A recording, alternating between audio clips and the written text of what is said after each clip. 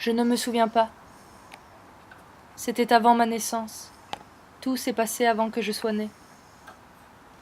Mes souvenirs sont flous, mais je distingue tout de même quelques lueurs dans le passé grouillant. Je me souviens que lorsque je n'existais pas encore, les hommes traçaient déjà des lignes. D'où viennent ceux qui naissent, et où vont-ils avant de mourir? Je ne sais pas vraiment comment raconter leur histoire. Les mots n'existent pas encore. Leur monde a été créé et je n'ai pas les images. Il ne reste que des traces, des mensonges auxquels il faudra croire pour avoir une réponse. J'essaie de m'imaginer le monde dans lequel tu vis. Tu es si loin de moi. Quel chemin parcours-tu? Comment vois-tu le ciel? Tous les soirs, j'observe ces corps lumineux passager dans la nuit, en espérant remonter le temps. Tu imagines? Si on retrouvait ce territoire, si on y arrivait, si on voyait enfin le passé advenir. Ou bien il ne nous faudrait jamais s'arrêter d'écrire, de faire des images. Je savais que ma vie serait courte. Je ne savais pas par contre que je mettrais autant de temps à mourir. Alors je parle à ta place. Le son de ta voix m'échappe, tu es déjà loin. Et j'essaie de me souvenir de ce que je n'ai pas vécu. Je t'imagine. Tu es une sorte de prédicateur qui erre sur un territoire abandonné, un no man's land que peut-être un jour quelqu'un voudra récupérer. Mais il faut inventer une histoire à ce lieu de passage où plus personne ne passe. Alors tu es là, à te creuser la cervelle, et moi, à te guetter attentivement.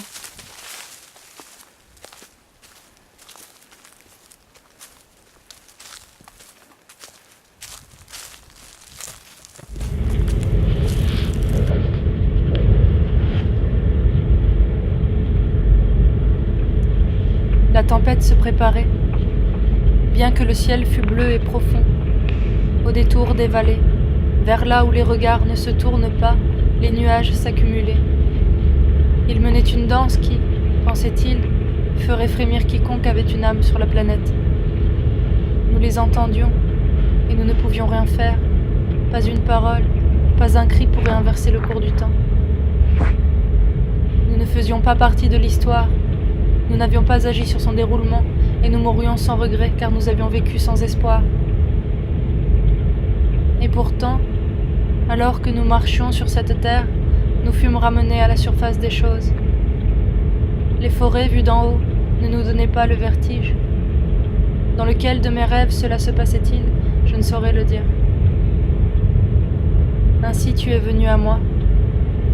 Tu avais une histoire, mais il fallait la raconter pour qu'elle advienne. J'en étais chargée, j'en avais pris l'habitude.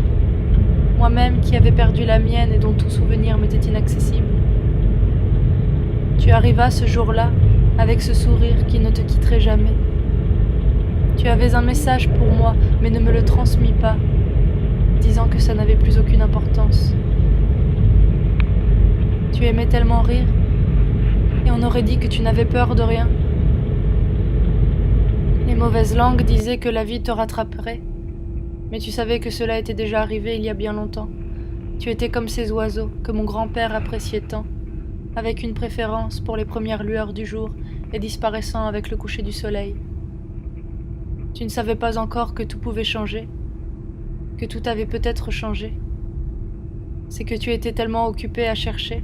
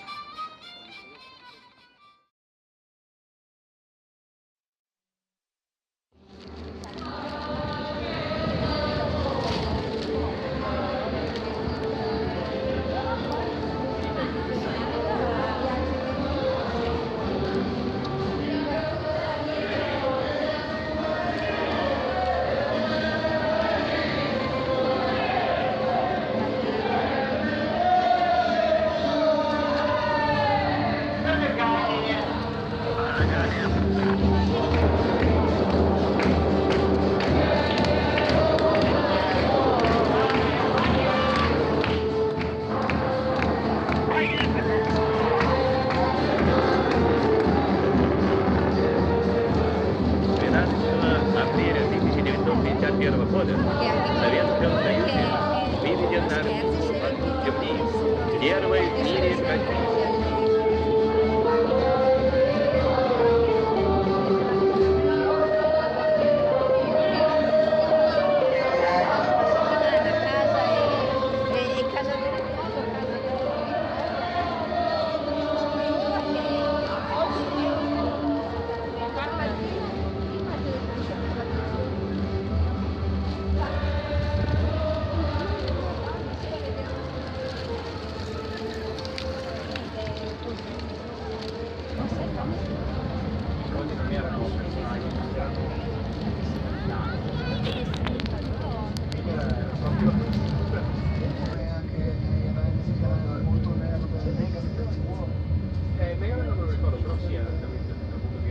Addirittura per combattere, attaccare console alla spina.